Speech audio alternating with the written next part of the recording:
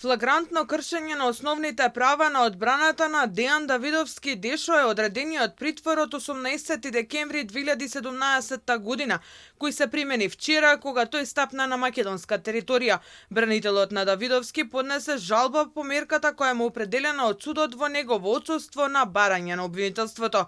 Адвокатот Тони Менкиновски за Алфа вели дека со притворот се прекршуваат повеќе домашни и меѓународни правни акти.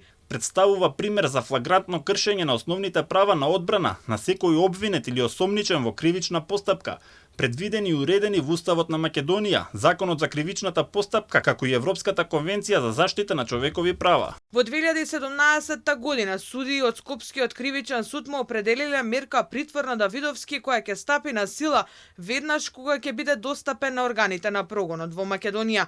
Обвинителството за него има отворено истражна постапка, но Давидовски кој е во притвор во шутка пред судот ќе треба да си ја презентира и својата одбрана и доказите.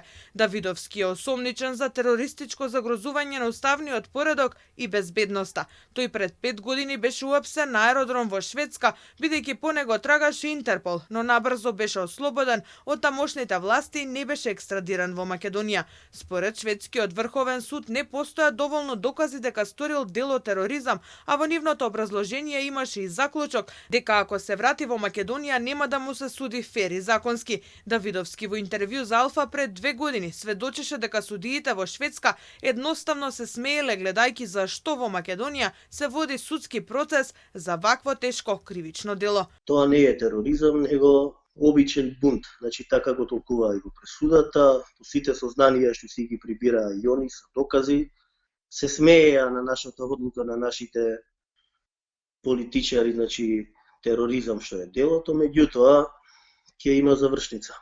А не делото, ни најмалку не е тоа дело тероризам. Значи, тие не од понискиот ранг на суди, па после и Врховниот суд, значи 5 судии кога одлучуваат, значи тие тероризам ни беше многу смешно на нив.